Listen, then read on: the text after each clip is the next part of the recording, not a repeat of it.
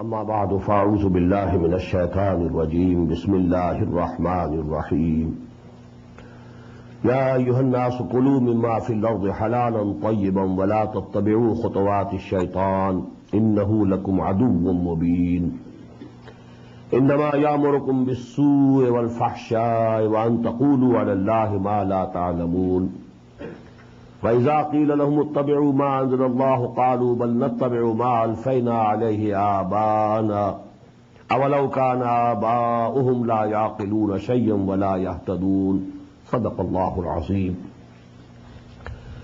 رب اشرح لي صدري ويسر لي أمري واحلل عقدة من لساني يفقهوا قولي اللهم ربنا ألهمنا رشدنا وأعذنا من شرور أنفسنا اللهم ارحمنا بالقرآن العظيم واجعله لنا إماما ونورا وهدى ورحمة آمين يا رب العالمين. Before we start with this 21st section of Surah Al-Baqarah, please note 2 points.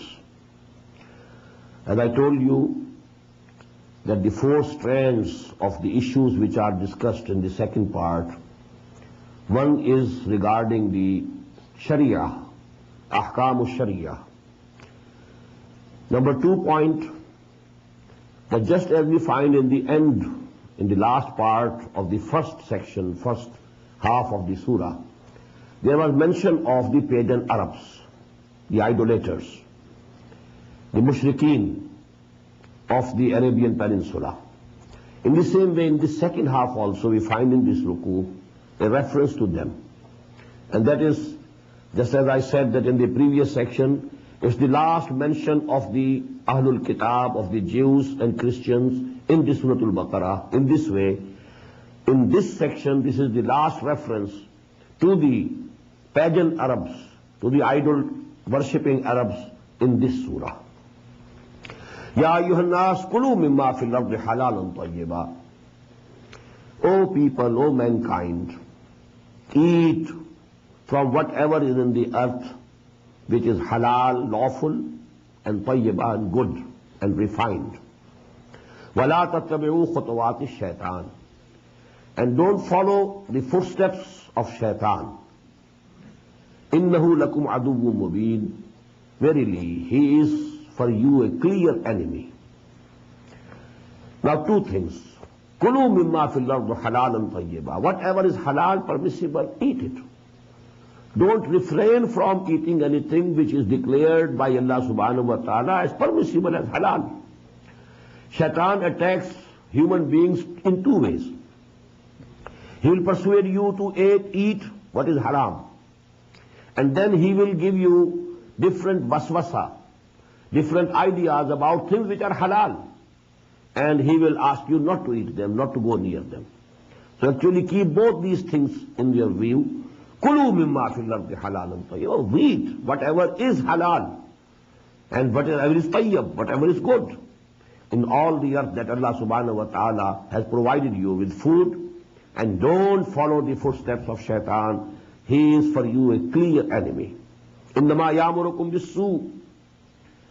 He actually ordains you, he commands you to whatever is evil, wal fahsha, what is sinful, wa an taqulu ala Allahi ma la ta'lamun. And he also commands you to say something about Allah what you not know, without any knowledge. And it has another meaning also, to ascribe to Allah something about which you have no knowledge. That Allah has declared this thing to be haram, whereas we don't find anything in the Quran or in any revealed scripture that this is haram. This has been declared haram from Allah subhanahu wa ta'ala. But you know, he will ascribe these things, just as the people in the Arabian Peninsula, they had declared many things to be haram. The Jews had declared the meat of camel to be haram, although there was no proof. Only Hazrat Yaqub alayhi salatu wasalam didn't like it personally. It was his liking or disliking, that's all, personal liking or disliking. But they declared it to be haram. In the same way, there were animals in the Arabian Peninsula who were given the names, for certain gods, that this is reserved for that god, and this is reserved for that god. And certain animals who had brought forth some offspring, some number of offsprings, after them now they are haram. You cannot take any service from them, you cannot eat their flesh, although those animals were halal in themselves. So all these things are covered by these ayat. إِنَّمَا يَأْمُرُكُمْ بِالسُّوءِ وَالْفَحْشَاءِ وَأَن تَقُولُوا عَلَى اللَّهِ مَا لَا تَعْلَمُونَ. And you ascribe to Allah subhanahu wa ta'ala those things which you don't know. وَإِذَا قِيلَ لَهُمُ اتَّبِعُوا مَا أَنزَلَ اللَّهُ. And when it is said to them, follow what Allah subhanahu wa ta'ala has sent down, what He has revealed. قَالُوا بَلْ نَتَّبِعُ مَا أَلْفَيْنَا عَلَيْهِ آبَانَا. They say, instead, we shall follow on what we found our forefathers. Whatever they were doing, whatever their practices, we shall follow them. أَوَلَوْ كَانَ آبَاؤُهُمْ لَا يَعْقِلُونَ شَيْئًا. What? Will they follow their fathers, forefathers? Although it may be that their fathers were not knowing anything, were not understanding anything. أَوَلَوْ كَانَ آبَاؤُهُمْ لَا يَعْقِلُونَ شَيْئًا وَلَا يَهْتَدُونَ. And they were not the guided people, they were not on the guidance. وَمَثَلُ الَّذِينَ كَفَرُوا كَمَثَلِ الَّذِي يَنْعِقُ بِمَا لَا يَسْمَعُ إِلَّا دُعَاءً وَنِدَاءً. And the likeness of these people, these kuffar, who worship idols, and who call them, their gods, their idols, for help, and pray to them, prostrate before them, their likeliness is to the people, to a shepherd who calls his flock of sheep.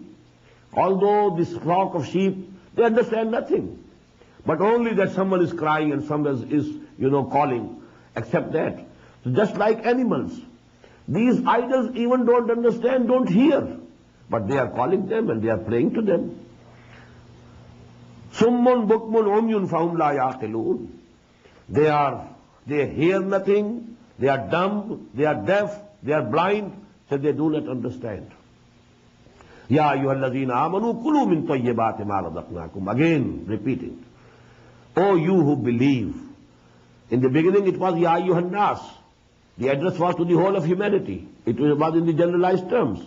Now it is particularly the Muslims are addressed here. Ya ayyuhalladhina amanu kulu min tayyibati ma razaqnakum. Eat from the good things with which we have provided you. Washkuru lillah. And be grateful to Allah subhanahu wa ta'ala. In kuntum iyyahu ta'budun. If you really worship Him and obey Him. Innama harrama alaykum al-maytata. He has declared for you haram, and He has forbade you from eating what? 4 things. Al-mayta, the flesh of dead animals. Wad-dama, and the blood. Wa-lahm al-khinzir, and the flesh of swine. وَمَا أُهِلَّ بِهِ لِغَيْرِ اللَّهِ. And whatever was sacrificed in the name of anything else, anyone else except Allah. فَمَنِ اسْتُرَّ غَيْرَ بَاغٍ وَلَا عَادٍ. Then whosoever is forced by necessity, he has nothing else to eat, and he is dying of hunger, he can eat from these things even. Although these things have been declared to be haram, najis, in itself, in themselves.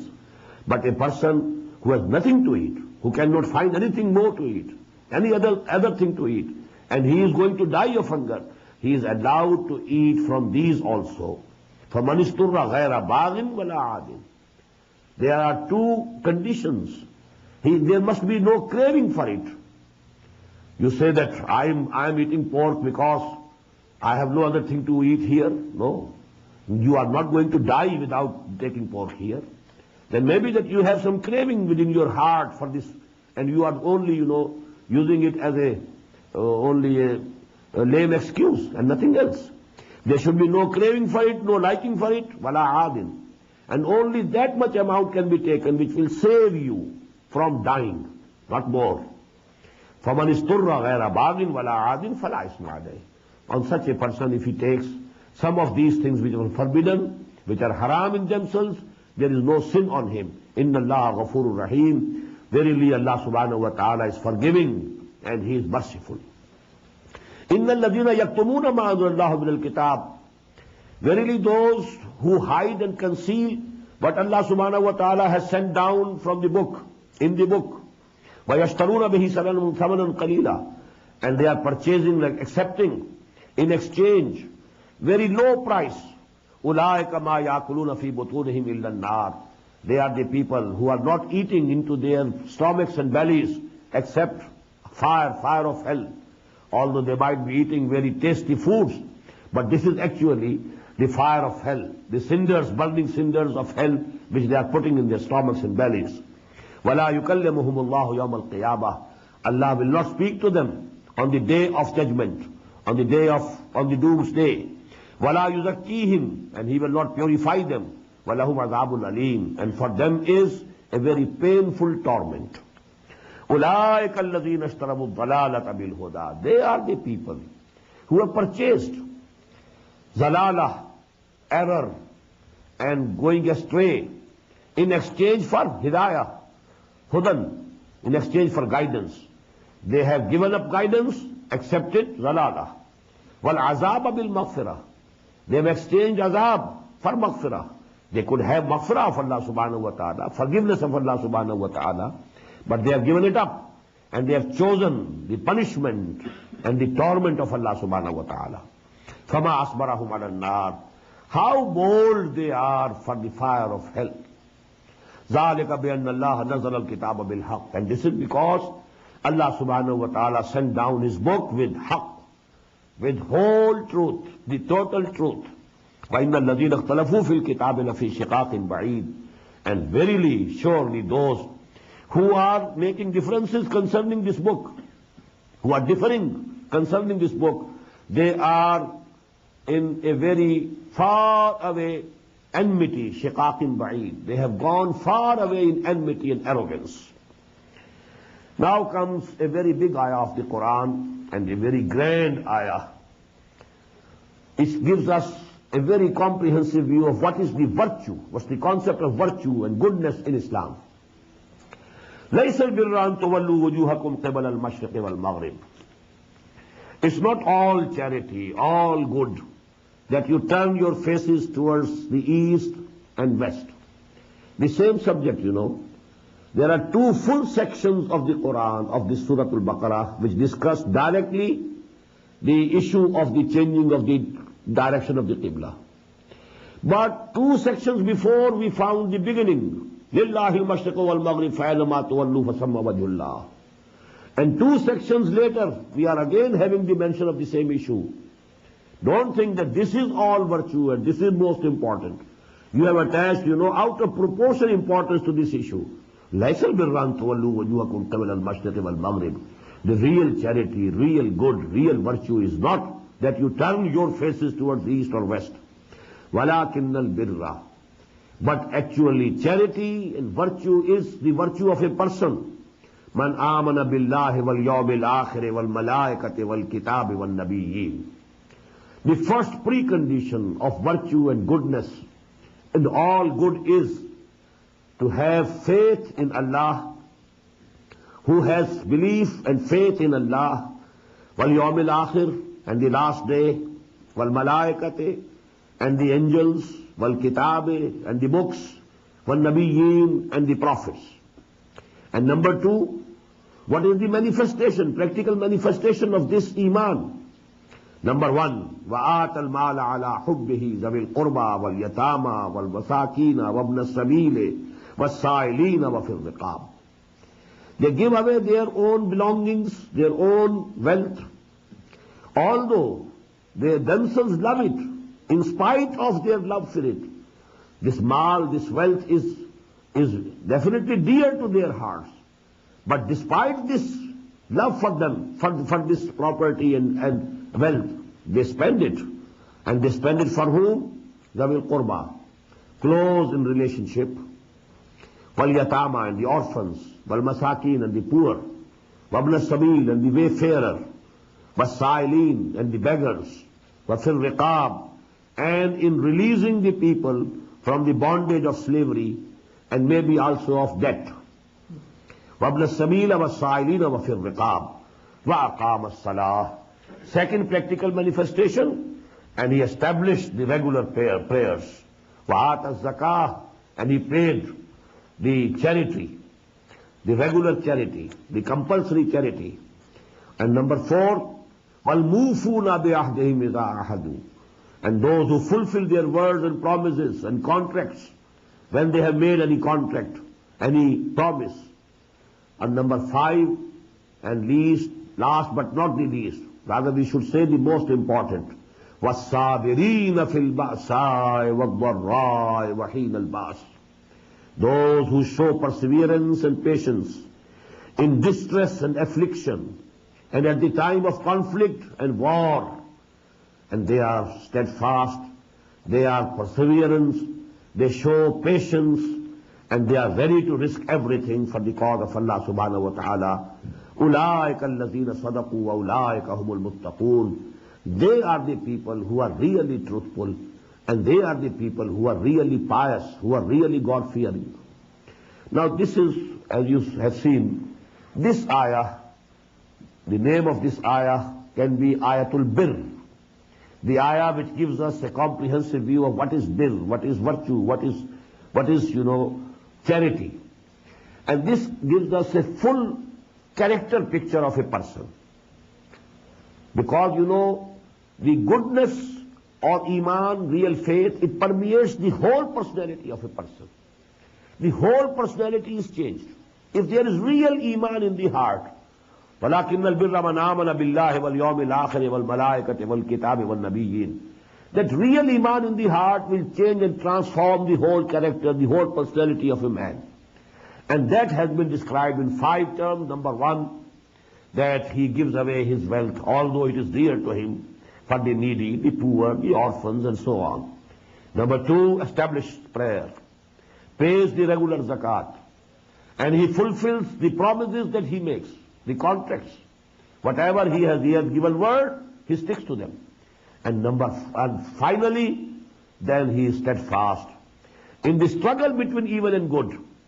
He fights the evil, he challenges the evil, and if there is time to have patience, if there is persecution, if there is opposition, and he is afflicted with distress, pain, he has to go hungry, he has to take risks about his own life. وَلَنَبْلُوَنَّكُمْ بِشَيْءٍ مِّنَ الْخَوْفِ وَالْجُوعِ وَنَقْصٍ مِّنَ الْأَمْوَالِ وَالْأَنفُسِ وَالثَّمَرَاتِ, which we read that ayah in the 19th section. So that gives us a total picture of a man, of a person, of a character who is liked by Allah subhanahu wa ta'ala. He is actually a good person. He is actually the one whom Allah subhanahu wa ta'ala loves. Ya ayyuhalladhina amanu kutiba alaykumul qisas. Oh, you who believe. Now there is again, some commandments about muamalat, the affairs of the world, about the cases in, murder. Because in every human society there can be killing, slaying, and murder. Ya ayyuhalladhina amanu kutiba alaykumul qisasu fil qatla. Oh, you who believe. The law of equitable retribution concerning the slain, the murdered one, that has been made essential for you. Kutiba alaykum. It has been made imperative on you. You have to abide by this law of equitable retribution concerning the cases of slaying and killing and murdering. Al-hurru bil-hurr. A free man in the place of a free man, he will have to die. If he had committed the murder, he will have to die, or he will have to pay the blood money. Wal-abd bil-abd. And if it is a slave, then the slave will die. Not that because the slave, he has killed a free man, so he is not equal to his life. No. A man is equal to every other man as regards the life. Wal-unsa bil-unsa. And if the murderer is a woman, then that woman will go. فَمَنْ أُوفِيَ لَهُ مِنْ أَخِيهِ شَيْءٌ. Whosoever is, for whomsoever something is diminished from his brother. Now the brother of the slain, of the murdered person, of the killed person, their kith and kin, if they are ready to pardon him, it is as if they have done some favor to him. فَمَنْ عُفِيَ لَهُ مِنْ أَخِيهِ شَيْءٌ. If they have accepted the blood money, that is also a mercy to him, to the murderer, to the killer. فَاتِّبَاعٌ بِالْمَعْرُوفِ. So then it should be given alleviation from your Lord. It should be in the proper way. عَدَاءٌ إِلَيْهِ بِإِحْسَانٍ. and that blood money should be paid to them in a very beautiful way, not grudgingly. Adaun ilayhi bi'ihsan, zalika takhfifun min rabbikum wa rahmah. And this is an alleviation, a decrease, a leniency from your Lord, and a mercy. فَمَنِ اعْتَدَى بَعْدَ ذَلِكَ, whosoever transgresses even after that, he has accepted the blood money also, and he is after the taking the life of the killer also. Whosoever does both the things, فَلَهُ عَذَابٌ أَلِيمٌ, for him there is a very painful punishment. So this is the beauty of the Islamic law about these cases of murder, you know. If somebody is murdered, he has gone. Now, even if the killer is killed, the family of the murdered person gets nothing. But if, you know, this family pardons the killer, now this killer, you know, this murderer is under an ihsan of those people. And you know, this will be good for both the parties. Otherwise, especially the tribal societies, killings go on, revenge taken from one tribe, then the people of the other tribe kill so many people of that tribe, then again this tribe takes the revenge and kills so many people of that tribe. It goes on. You know, in dynasties it goes on. Generation after generation it goes on. But this law, you know, it can produce a full stop. It can place a full stop on all these things, because now the duty of the state is to procure and hold and get that murderer, bring him to book. Now you place him at the mercy of the family of the man who was murdered. That family has the authority. If they want to forgive him, they can forgive him. If they want to accept blood money, they can accept blood money. So that is actually the beauty and the wisdom of the divine law in the case of murder. وَلَكُمْ فِي الْقِصَاصِ حَيَاةٌ يَا أُولِي الْأَلْبَابِ لَعَلَّكُمْ تَتَّقُونَ. And for you, O people of understanding, there is life in this law of equitable retribution concerning the slain, so that you may be saved. كُتِبَ عَلَيْكُمْ إِذَا حَضَرَ أَحَدَكُمُ الْمَوْتُ إِنْ تَرَكَ خَيْرًا الْوَصِيَّةُ. It has been made obligatory upon you, if death comes and the time of dying comes of a person amongst you, if he is leaving behind him some wealth, that he should prepare and give a will, wasiyah, lil walidain, for the parents, wal aqrabeen, and the close in kith and kin, bil ma'roof, in a proper way, in a proper manner, in a reasonable, equitable manner. Haqqan al muttaqeen. It's a duty upon all people who fear Allah subhanahu wa ta'ala. Actually, this ayah has been abrogated in toto, because when in Surah An-Nisa the law of inheritance was revealed in detail, this is the portion of the father of the deceased, this is the portion of the mother of the deceased, and this is the portion of the daughters, and this is the portion of the sons, and if there is none among the parents or the offsprings, then you know this wealth can go to the brothers and sisters and so on. When that law was revealed, this thing was abrogated. Now it is not necessary for any Muslim to prepare a will, because whatever he leaves behind him, it will be distributed according to the law of the Sharia, law of inheritance. But you know, if somebody wants to make a will, he can make up till 1/3 of his property only. And none of the inheritors, the regular inheritors according to the Islamic law, cannot be given anything in the will. That is the portion that Allah subhanahu wa ta'ala has fixed. They will get only the fixed portion. This will can be only for other people, some poor people, some institutions, some work of charity that can be given, you know, but up till the limit of 1/3 of the total property, not all, not more than 1/3. So this is applicable only now to the 1/3 of the property of a person who has died, and rest of it will definitely be distributed according to the law, detailed law, which is revealed in Surah An-Nisa. So it can also be said that this ayah has been abrogated totally, because it is no more essential, obligatory for a Muslim to have a will. So, كُتِبَ عَلَيْكُمْ إِذَا حَضَرَ أَحَدَكُمُ الْمَوْتُ إِنْ تَرَكَ خَيْرًا لِلْوَصِيَّةِ. This commandment has been abrogated in toto. But a part of it has been retained by Muhammad sallallahu alaihi wasallam. It is from Sunnah that if somebody wants to give something to in a will, then he can do it up till 1/3 of his property. فَمَنْ بَدَّلَهُ بَعْدَ مَا سَمِعَهُ. But then whosoever changes it after he had listened to it, فَإِنَّمَا إِسْمُهُ عَلَى الَّذِينَ يُبَدِّلُونَهُ. So the sin of it will be on those who change it. A person is dying and he has given a will, supposedly verbally only, but the people who were there, they have now changed. They say, no, he said not that thing, but he said this thing. So now the person who has died is not responsible. He will not to be blamed on the day of judgment. It will be those who have changed his will, they will be brought to the book and they will be blamed. Inna Allah Samiun Alim. Verily Allah subhanahu wa ta'ala listens to everything and he knows everything. فَمَنْ خَافَ مِن مُوسٍ جَنَفًا.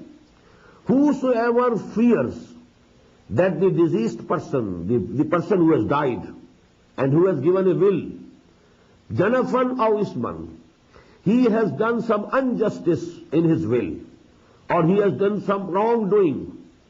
If there is the fear that he has committed a mistake, he shouldn't have done this, it is unjust, the distribution that he has given in his will is not based on justice, فَأَصْلَحَ بَيْنَهُمْ. Then there must be a dispute. Those who have been given less, they will stand and demand more. And then if they agreeably, if they change it and they set it the matter right by mutual consultation, فَأَصْلَحَ بَيْنَهُمْ فَلَا إِسْمَ عَلَيْهِ. Then there is no sin on them. It is not sacrosanct that whatever the will is, it has to be implemented as such. No. If it is thought that it is unjust, injustice has been done, and then now by mutual agreement, some adjustments are made, so there is no harm in it, and there will be no sin in it. Ya ayyuhalladhina amanu kutiba alaykumus siyam. Now the other strand, and that is of ibadat. Now Psalm. Ya ayyuhalladhina amanu kutiba alaykumus siyam kama kutiba ala alladhina min qablikum la'allakum tattaqun. O you who profess to believe, keeping fast has been made mandatory for you, just as it was made mandatory for them who were before you. This was there in the Sharia of Moses alayhi salam also. Psalm was there in their Sharia. In the same way, now this Psalm, Siyam, keeping fast, has been made obligatory on you. لَعَلَّكُمْ تَتَّقُونَ.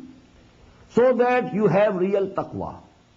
So that you have self-control over your animal instincts. You have full control of your id and libido. Ayyam ma'dudat.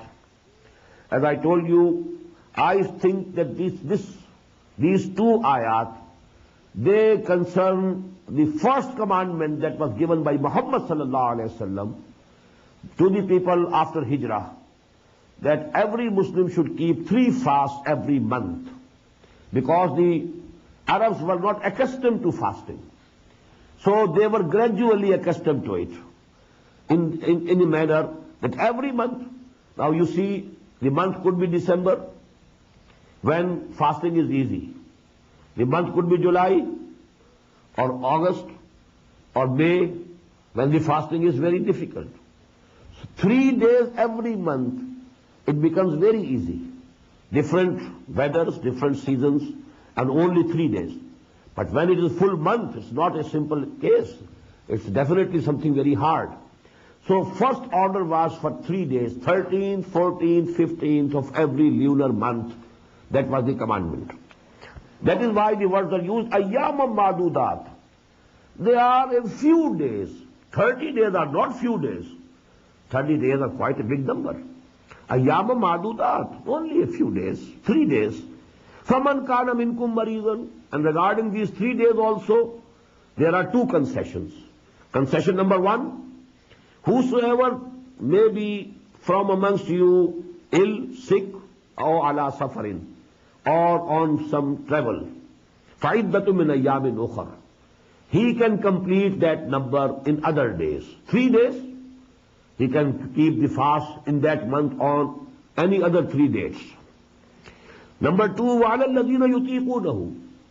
And on them who has the power to keep Psalm, to keep fasting.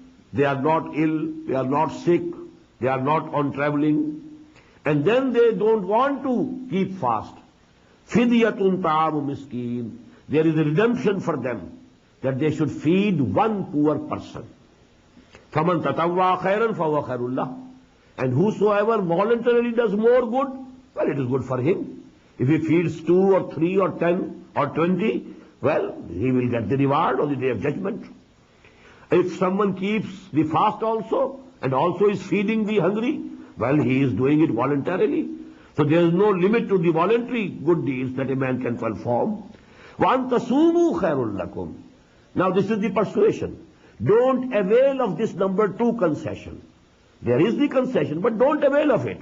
وَأَن تَصُومُوا خَيْرٌ لَكُمْ. If you fast, if you keep the fast, it is better for you. إِن كُنْتُمْ تَعْلَمُونَ. If you have the real knowledge. If you know what is really good for you, what is really beneficial for you. For because fasting, you know, that is beneficial for your ruh, for your spirit. And you need it. While you know if you have only given some charity and you have fed a few hungry people, well, that ruh will not get the food that would have given to him if you had fasted. Now comes the final commandment about the Shahr Ramadan, the month of Ramadan. Shahr Ramadan alladhi unzila fihi al-Quran. Month of Ramadan is the month in which Quran was sent down. I had already discussed it in my preliminary lecture. Quran was sent down in 2 stages. Stage number 1, from the Kitabum Mahfuz, Lawhim Mahfuz, Kitabum Maknoon, Fi Ummil Kitab, to the first heaven, to the first sky. And that was done in toto, at once, one piece. In one night, that night is Laylatul Qadr, and in 1 month, that was Ramadan. That is Inzal. Shahru Ramadan alladhi unzila fihi al-Quran, inna anzalnahu fi Laylatil Qadr. And second stage was that from there, the Archangel Jibreel alayhi salatu wasalam brought down Quran bit by bit, piece by piece, to the heart of Muhammad sallallahu alayhi wasallam. And this second stage took 22 years, beginning in the year 610 of Christian era and ending in the year 632 of the Christian era when Muhammad sallallahu alayhi wasallam died. So these are the 2 stages. Shahru Ramadan alladhi unzila fihi al-Quran, Hudan lin-nas wa bayyinatin min al-huda wal-furqan. And what is this Quran? The guidance for whole of humanity. Now we can very easily compare. Here we find guidance for whole of humanity. And in the beginning of this surah was guidance for the muttaqeen, Hudan lil-muttaqeen. How do you correlate these both? That in itself it is guidance, it keeps and it holds, it has the guidance for the whole of humanity. But you know, only those will be able to avail the guidance of Quran who have real taqwa in them, who are God-fearing, who want to save them, who have the real and living moral law within them. This moral sense is there. They know what is bad, what is good. They want to be good. For them only, they can only avail from the guidance of this book. Hudan lil-nas wa bayyinatin min al-huda. And this guidance is in very clear terms, bayyinat, self-evident. Wal-furqan, and the criterion between good and bad, evil and good, between false and real. فَمَنْ شَهِدَ مِنْكُمُ الشَّهْرَ فَلْيَصُمْ. Now whosoever of you witnesses this month, he has to keep fasting throughout the month. فَلْيَصُمْ ho. This pronoun ho is going towards Shahr Ramadan. The whole month of Ramadan you have to keep fasting. وَمَنْ كَانَ مَرِيضًا أَوْ عَلَى سَفَرٍ. Of the original 2 concessions, one has been retained, and that is why it has been repeated. Whosoever among you is ill or sick, أَوْ عَلَى سَفَرٍ, or he is on some travel, فَعِدَّةٌ مِنْ أَيَّامٍ أُخَرٍ. He will complete the number. If the number was 30 days of Ramadan, you have to complete 30 days. If the number was that year 29 days of Ramadan, you have to complete 29 days. That number of the month of Ramadan has to be completed. The second concession is now abrogated. That is no more. But here also we find, from the wisdom of the Prophet sallallahu alaihi wasallam, that he has retained for a very extreme cases, a man who is very sick, and he cannot keep fasting. There is fear that he may die. A person is suffering from a disease from which there is no hope of recovery, and he cannot bear this hardship of fasting. For them, the Prophet ﷺ has retained that option, that in place of one day of fasting, they can feed one poor person. But not generally, not the healthy people, not the people who can go to fast. They cannot avail of this concession now. This is gone forever. يُرِيدُ اللَّهُ بِكُمُ الْيُسْرَ وَلَا يُرِيدُ بِكُمُ الْعُسْرَ. Allah intends for you ease, not difficulty. Don't be cruel to yourself. If you are suffering from fever, high fever, don't keep the fast. When Allah subhanahu wa ta'ala has given you the concession, He intends for you ease, not difficulty. وَلَتُكْمِلُوا الْعِدَّةِ. But anyhow, you have to complete the figure, the number now. That is obligatory. That figure, that number is to be completed. وَلَتُكَبِّرُوا اللَّهَ عَلَى مَا هَدَاكُمْ. And so that you glorify Allah. Rather, the word should be magnify Allah. Takbir means to make something bigger and bigger. Allahu Akbar, Allah is the greatest. So now this saying Allahu Akbar, this is takbir. But actually only saying is not sufficient. To make Allah supreme, to make the deen of Allah supreme, so that He is obeyed in all aspects of life. It is actually takbir of the Rabb, that He is really accepted as great, as the biggest, as the greatest, as the authority, as the sovereignty blessed with Him. So actually this is takbir. وَلَتُكَبِّرُوا اللَّهَ عَلَى مَا هَدَاكُمْ. But this takbir, after the Psalm, after the month of Ramadan, when there is Eid, then we have special takbir. In the Salah of Eid, there are additional takbir. This takbir, saying Allahu Akbar, is also takbir. وَلَتُكَبِّرُوا اللَّهَ عَلَى مَا هَدَاكُمْ. And this takbir is on the guidance that Allah subhanahu wa ta'ala has given you. You should magnify Him, glorify Him on the guidance that He gave you. The blessings of Allah subhanahu wa ta'ala that came to you in the form of Quran. وَلَعَلَّكُمْ تَشْكُرُونَ.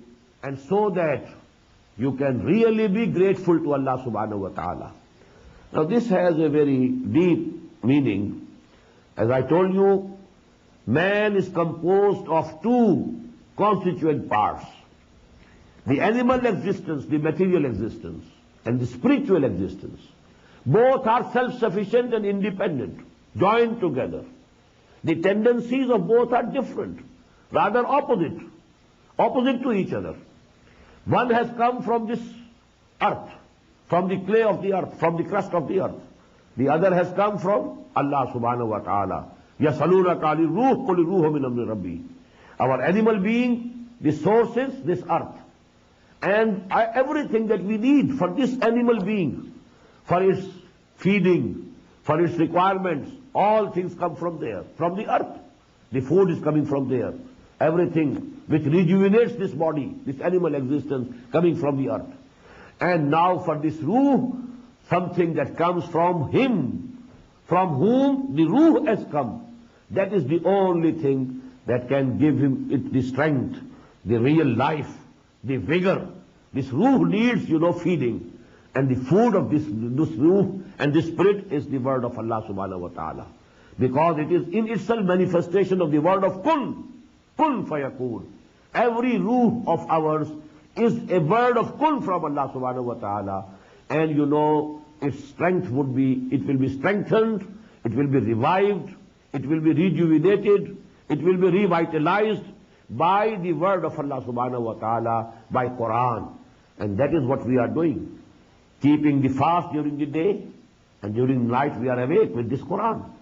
Actually, this is the two-pronged attack for this spiritual purification during the month of Ramadan. During the day, you are with fast. You are suppressing your animal existence. You are weakening it. At least some weakening is there. Although the weather may be very good, but then starvation, refraining from food and drinking. It has that effect, definite effect. And then in the night, keep awake, stand, listen to Allah's kalam, His words, that it be absorbed in the soils of your hearts and your minds. And that is actually, then you will know what a big blessing this Quran is. And then you will be able to give the thanks to Allah subhanahu wa ta'ala proportionately. And the next result is, وَإِذَا سَأَلَكَ عِبَادِي عَنِّي فَإِنِّي قَرِيبٌ. When the ruh awakens, when the ruh is revitalized, it wants to get nearer to Allah subhanahu wa ta'ala, to its real source. كُلُّ شَيْءٍ يَرْجِعُ إِلَىٰ أَصْلِهِ. This is the saying of the Arabic language. Everything wants to return to its own source. The source of this ruh is Allah subhanahu wa ta'ala. So when it is awakened and when it has been revitalized, it wants to be nearer to Allah subhanahu wa ta'ala. And when, O Muhammad sallallahu alayhi wa sallam, my bondsmen, ibadi, ask you about me, فَإِنِّي قَرِيبٌ. Tell them I am very near to them. I am not far off. I am very close to their hearts. I am nearer to them than their jugular veins. I am with them wherever they are. هُوَ مَعَكُمْ أَيْنَمَا كُنْتُمْ. He is with you wherever you are. أُجِيبُ دَعْوَةَ الدَّاعِ إِذَا دَعَانِ. I respond to the invocations. I respond to the prayers, supplications of my bondsmen. إِذَا دَعَانِ. Where and when they call me, where and when they pray me, I listen to their prayers. I accept their prayers. I respond to their supplications and prayers. فَلْيَسْتَجِيبُوا لِي. Now this is the other aspect, as I told you today, that the relationship between Allah and His bondsman is two-sided. فَاذْكُرُونِي أَذْكُرْكُمْ. Remember me, I will remember you. If you mention me in your heart, remember me in your heart, I will remember you in my heart. If you mention me in a gathering, I will mention you in a much higher and better gathering of the Malaikatul Muqarrabun.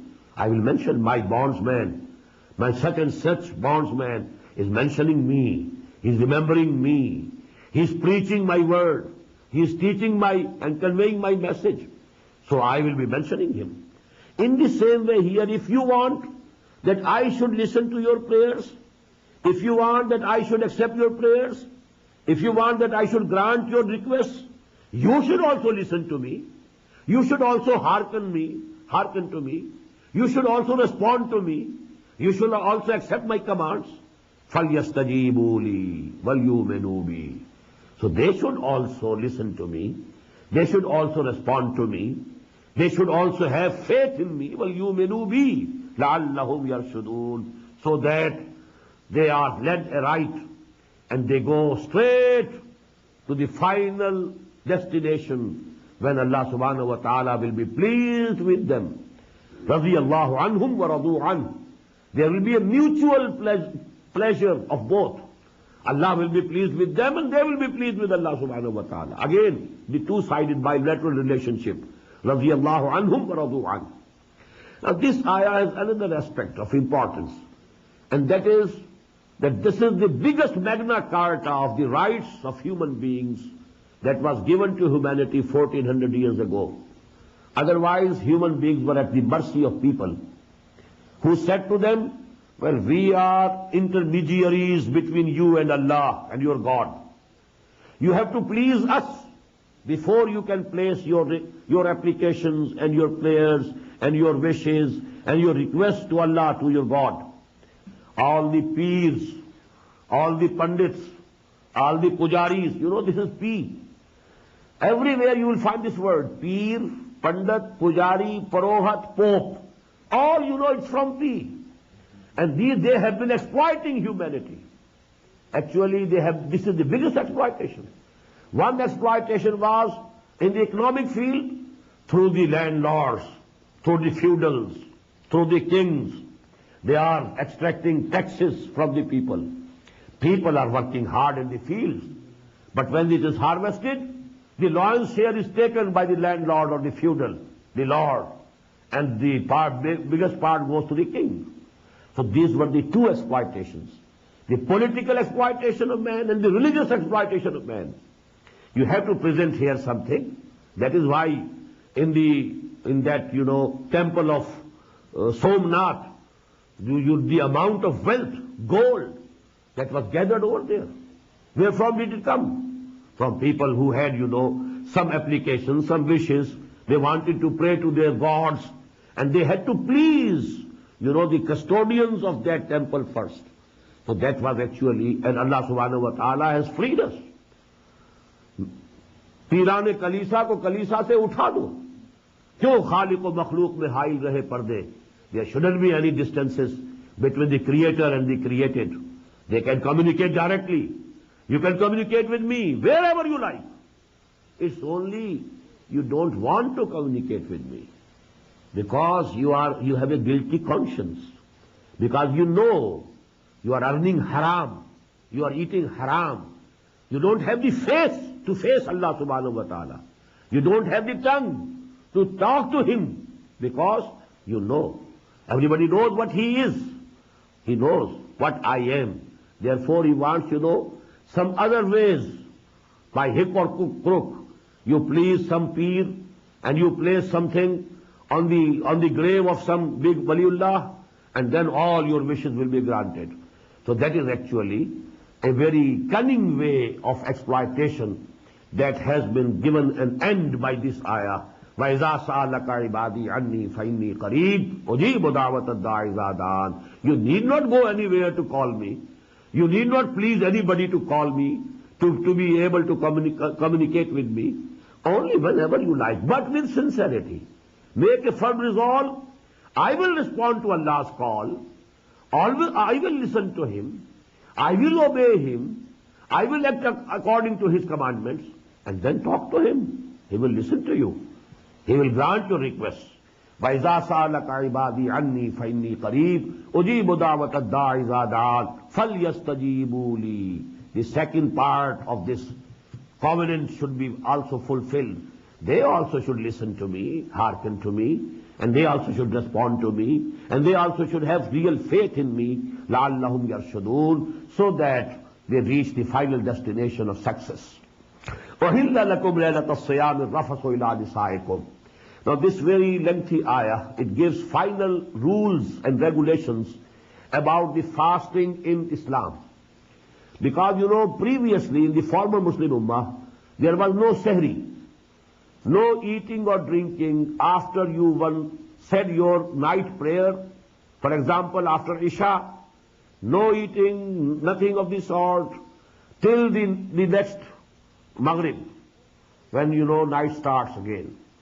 So the fast covered the night as well as the day.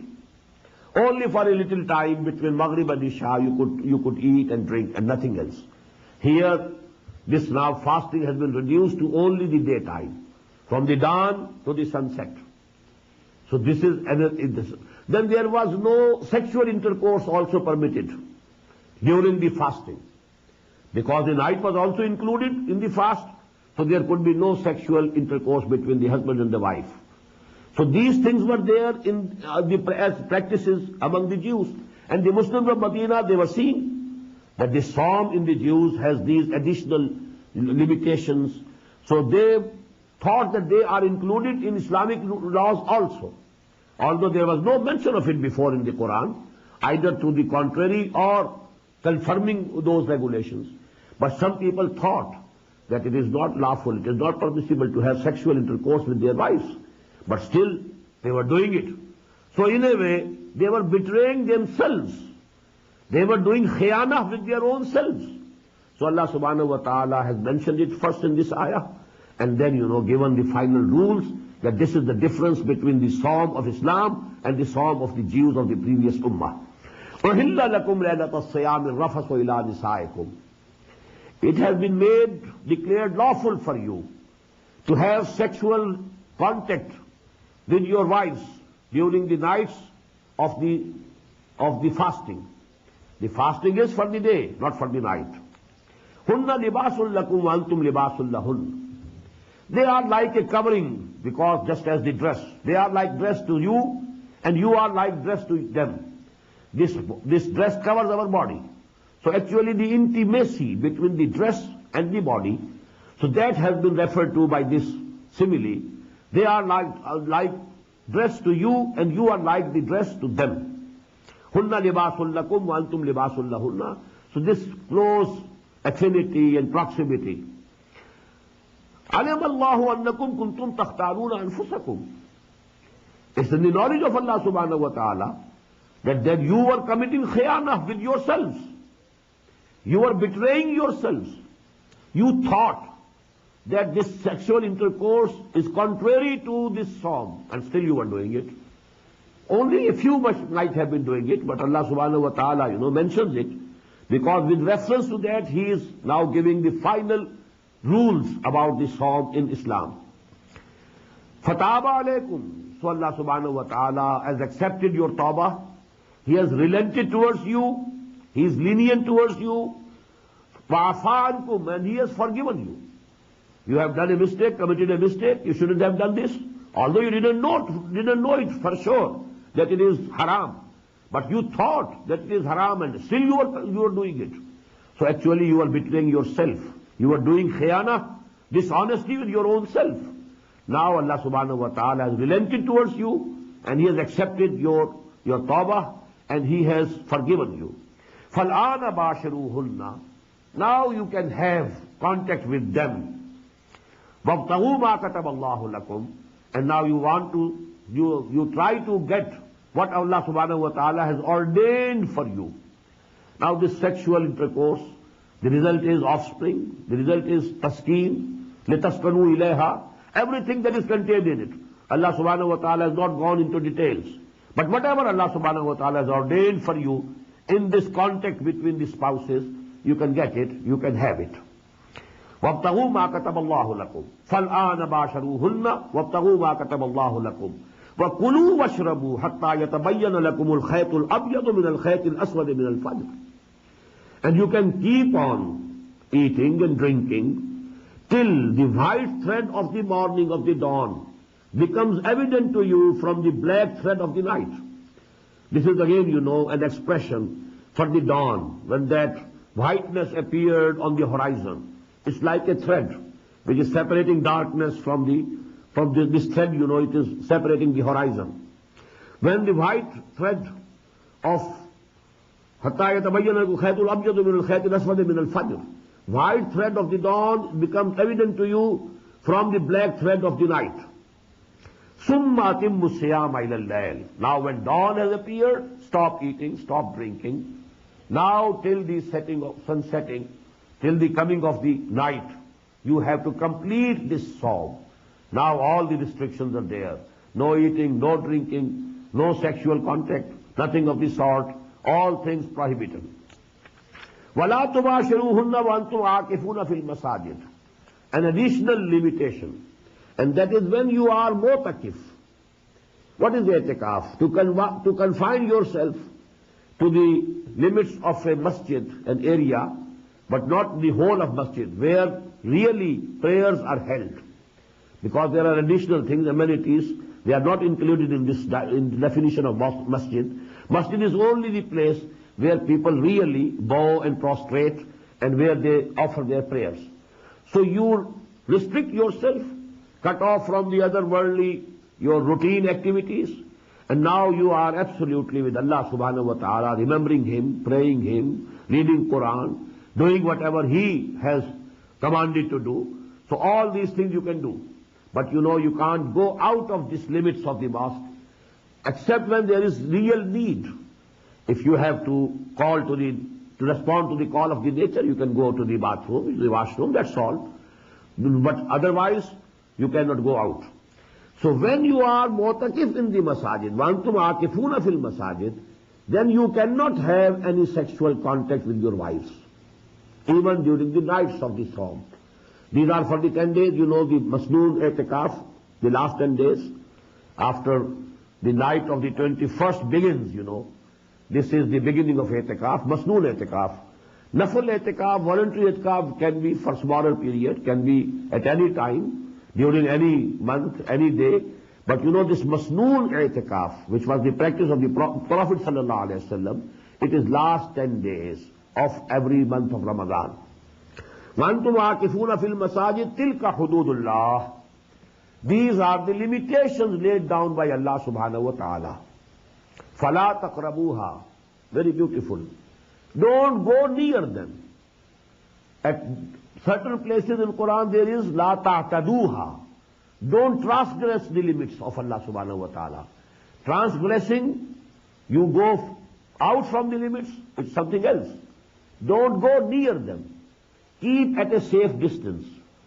If you are very near to it, then it's just possible that you can just cross it. Maybe unknowingly you have crossed the limits, because you are very near to the final limits. So keep at a safe distance from the limits that Allah subhanahu wa ta'ala has laid down. Tilka hududullah fala taqrabuha. These are the limitations laid by Allah subhanahu wa ta'ala. So don't go near them. Keep yourself at a safe distance from them. كَذَلِكَ يُبَيِّنُ اللَّهُ آيَاتِهِ لِلنَّاسِ لَعَلَّهُمْ يَتَّقُونَ. In this way Allah subhanahu wa ta'ala explains his ayat. All his commandments are being explained. Everything which was doubtful about this ibadah, this mode of worship of Sawm, now it has been cleared. All the things have been explained. كَذَلِكَ يُبَيِّنُ اللَّهُ آيَاتِهِ لِلنَّاسِ. In this manner Allah subhanahu wa ta'ala makes his commands, his ayat clear for the people. لَعَلَّهُمْ يَتَّقُونَ. So that they can be saved. They don't transgress the laws. They don't transgress the hudud of Allah, the limitations of Allah unknowingly. So Allah subhanahu wa ta'ala has made everything clear and plain. وَلَا تَأْكُلُوا أَمْوَالَكُمْ بَيْنَكُمْ بِالْبَاطِلِ. And don't eat up one another's property and wealth bil batil, through false methods, illegal methods, unlawful methods. This can be in many ways. Stealing, you have stolen some property of somebody else. It's illegal. If he gives you himself in gift, you can take it, you can use it. If he has gifted it to you, if he has given you some present, you can take it, you can use it. But if you have stolen it, then it is haram for you, it is impermissible, it is not lawful for you to use it. Stealing, in the same way, now a particular case is being given here. وَتُدْلُوا بِهَا إِلَى الْحُكَّامِ لَا تَأْكُلُوا أَمْوَالَكُمْ بَيْنَكُمْ بِالْبَاطِلِ. Don't eat up one another's property and wealth through illegal means, through illegal methods. And don't present your property and your wealth to the rulers. لِتَأْكُلُوا فَرِيقًا مِنْ أَمْوَالِ النَّاسِ. With the intention that you eat up some part of the people's property bil ism, with sin, unjustly, وَأَنْتُمْ تَعْلَمُونَ, and you do it knowingly. This is the rishwa. This is, what that you present to the people, bribery. You present your money to the judge or to the authority, someone who can do some favor to you.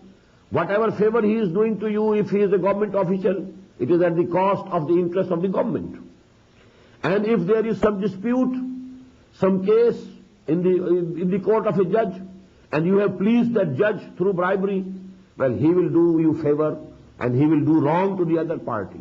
So you are eating the property and the wealth of the other party by giving your wealth to the judge, to the authority, to the person who is sitting in judgment on that matter. So don't do it. This is called bribery. And actually, the hadith, ar-rashi wal-murtashi kilahuma fin-nar. Rashi means the person who gives bribe. Generally we think that Rashi is the person who is accepting bribe and who is eating bribe. On the contrary, in Arabic language, the Rashi is the person who is giving bribe, and Murtashi is the person who is accepting bribe. So Rashi is more important. The Prophet ﷺ has first mentioned Rashi, the person who is presenting and who is offering bribe, he is Rashi. And here in the Quran also we are finding that the mention is being made of the people who are giving bribe.